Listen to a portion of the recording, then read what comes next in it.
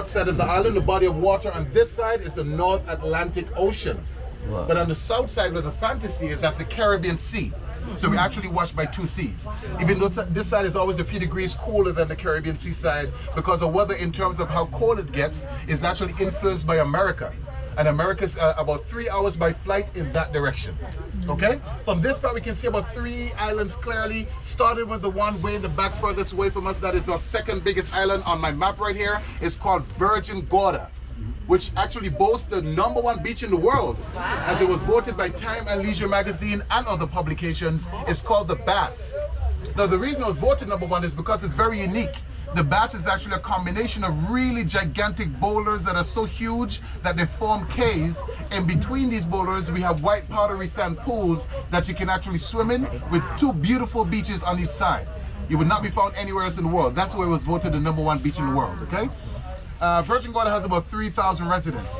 These two here in the back of it too, that one is called Great Comano Island. We call that one or Retiree Island. Probably because only retirees live there. But if you notice, we don't have any homes on this side whatsoever. For some strange reason, all of the homes are on the opposite side of the island. And that brings me to only one conclusion: they just don't want to be seen. I couldn't think of anything else. But it's mostly from all over Europe, from the US, Canada, and I think there's a South African couple. They have their own water supply and their own power supply. Wow. And a lot of money, just so you know. This one right here with the white sand front, that one is called Guana Island, like the iguana, Guana Island, which is a resort island, which is also mostly on the other side. The entire island is actually owned by one person. He's naturalized not only by us, but also the US, but he's actually German, Dr. Henry Jarecki. And the cheapest accommodations per night, I think, would be about $600. The most expensive would be about $4,000 for one night. Wow. Yeah. Now, if you think that is impressive, I forgot to mention, as I was talking about Virgin Gorda, you can't see them from here. They're actually on the back side of Virgin Gorda, 2 very small ones. You can't see them on my map. One is called Mosquito Island, the other is called Necker Island. Both are owned by a person who has just claimed to have traveled into space. And he recently, not too long ago, launched his own adult cruise line, Virgin Cruises, and has his own airline, Virgin Atlantic. What's his name? Richard Branson. There you go, Richard Branson. And this one is actually his permanent home. Yeah. He permanently lives on Necker Island, and he's very considerate. It's a very economically friendly island. For one night stay would only cost you a measly $50,000 for one night. Wow. It's pretty reasonable, isn't it? Oh my God. Now, believe me when I tell you, as much as it sounds, the island is booked almost year-round. Oh, wow. Movie stars, sports figures, people with just a lot of money. Jeff Bezos or Bezos, whatever his last name is, not this Christmas season, but the one before that, his mega yacht was over there for about 2 nights. Bill Gates was over there about 8 months ago, sorry. And the Clintons were over there about 4 months ago. Wow. So it's always booked. The other one, Mosquito Island, there's a smaller resort in that one. That's where one of the past presidents of the United States, Barack Obama, and his family spent their first vacation after he left office. They spent 2 weeks, over there at Mosquito Island. All right. Now, on the very clear day, guys, you would have been able to look on the horizon and see a faint white outline that would have been our flat island by the name of Anegada. It's here on my map, so I'm not lying. It's right here. Anegada. The rest of our islands are all volcanic formation with no active volcanoes. That one is made up entirely of coral and limestone.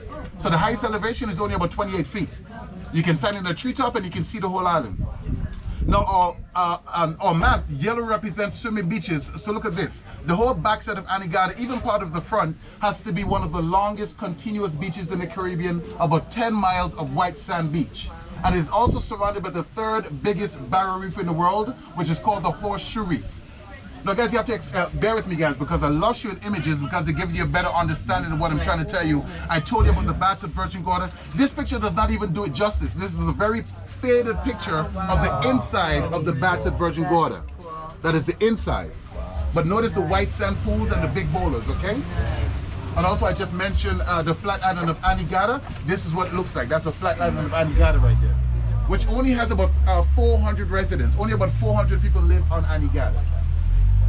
Okay, and then lastly, behind of this mountain, that's where we have our airport, which is very small.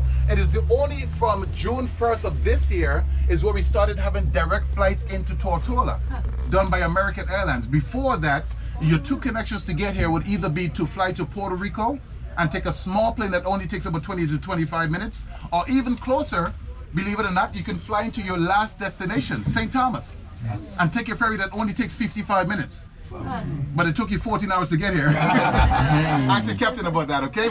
St. Thomas, you see St. Thomas on this trip today. Okay? I think that's it. Anyone has any questions so far? No? Does anyone want to exit and take a photo for about 3 to 5 minutes? Yes. Yeah? Okay, let's do that real quick, okay? I'll control the traffic.